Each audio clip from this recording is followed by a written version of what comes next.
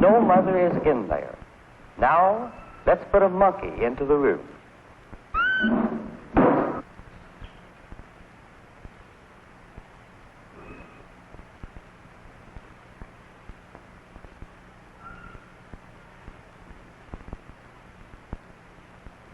Notice how cautiously he enters the room. He's searching for comfort, but nothing relieves his disturbance.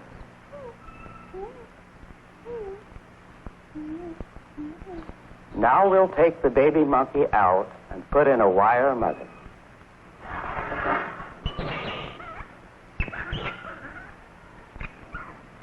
Now, this one was nursed by a wire mother.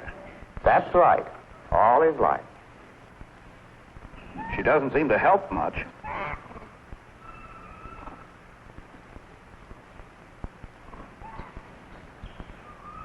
Now, we'll try the same test with a cloth mother in the room.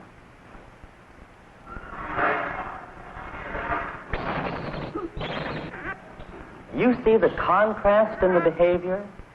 Despite the fact that the wire mother nursed him, she could offer this infant nothing in the way of affection or security.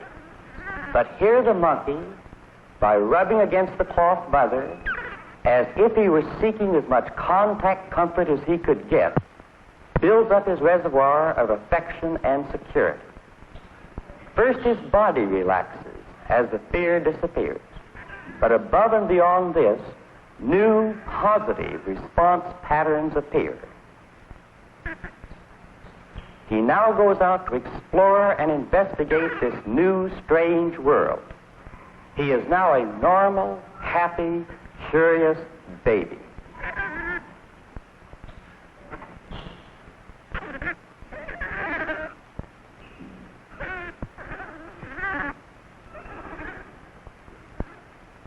Now, suppose that in addition to an environment that is merely strange, we produce one that's really frightening. The first thing the monkey sees when he enters is this fear stimulus.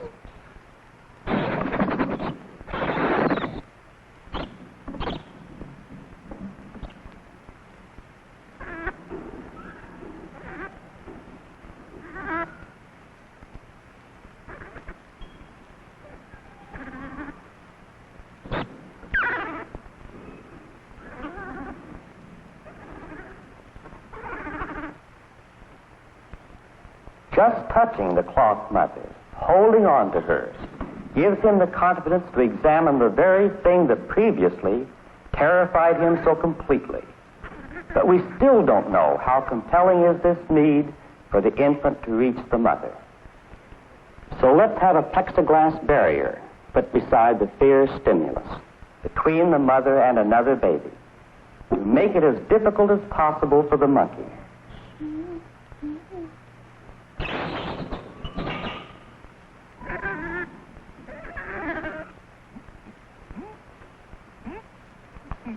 Notice how he is relaxing. Slides down, clutches the mother, puts his thumb in his mouth. He's comforted. Then he's relaxed.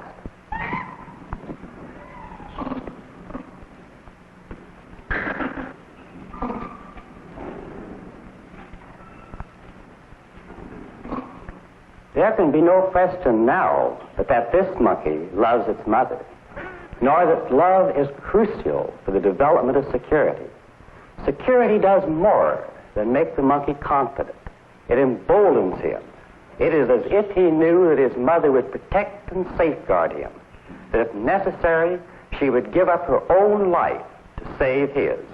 Little enough to ask from the inanimate mother. It seems to me she's doing better than some live mothers. Dr. Harlow, you've shown us the strength of this love. Just how lasting is it? Well, let's see for ourselves. In another room, we have some monkeys that are older than any we've seen up to now. They're more than a year old. These fellows all lived with a wire and cloth mother for the first 6 months of their lives. This one has been separated from his mother for 6 months. We're going to put him into a home cage to see whether he still remembers and loves her.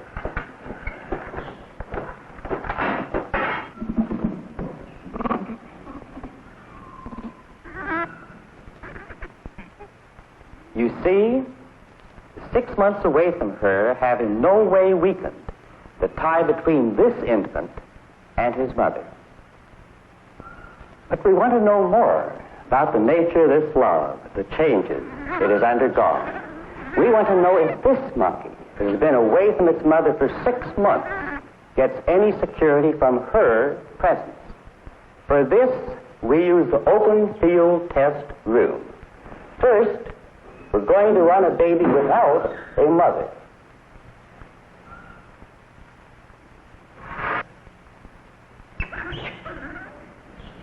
His reaction to the open field test is typical. There's no question about it. He's really frightened. Now we'll give him his cloth mother, but in front of her put a barrier and a fear stimulus. We want to see just how much he wants to go to his mother. Now remember, she's been away for 6 months.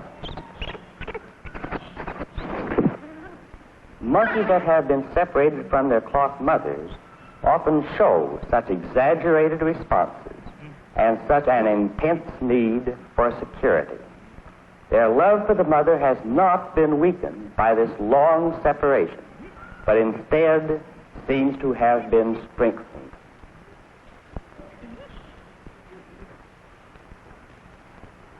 Dr. Harlow, what happens to an infant who has never known any mother? Wire, cloth, or real? We're exploring that problem, too. This infant was removed from his mother right after birth and was deprived of all contact comfort for 8 months. He has just recently been given these 2 mothers. At first, these monkeys get no sense of security in this new situation. But after a few days, these totally deprived orphans seem to adapt to the home cage. They even show a preference for the cloth mother and spend as much as 9 or 10 hours a day on her. Does that mean that these orphans of ours who have had no affection at all can learn to love? We can test that out in the open field test situation. Let's see whether or not a deprived monkey gets any real sense of security from a cloth mother.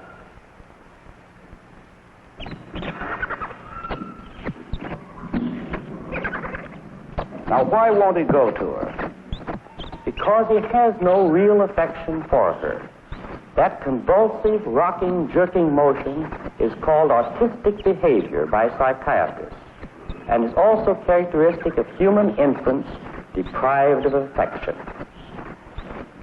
We have run this test with both cloth and wire mothers in the room.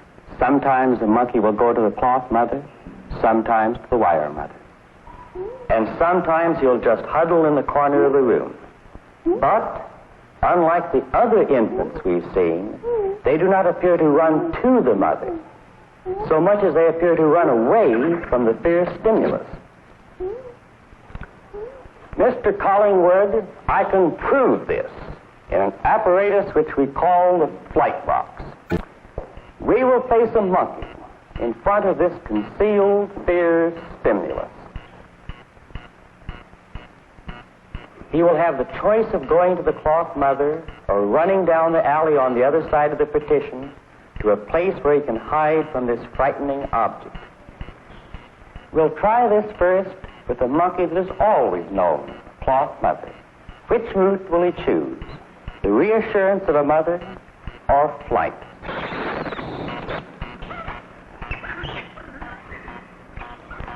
We expected that because his sense of well-being depends on his love for her. If the deprived monkey has any such love, we'll get the same result.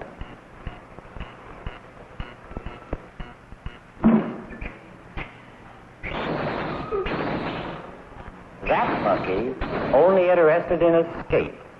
He cannot replace his fear with affection.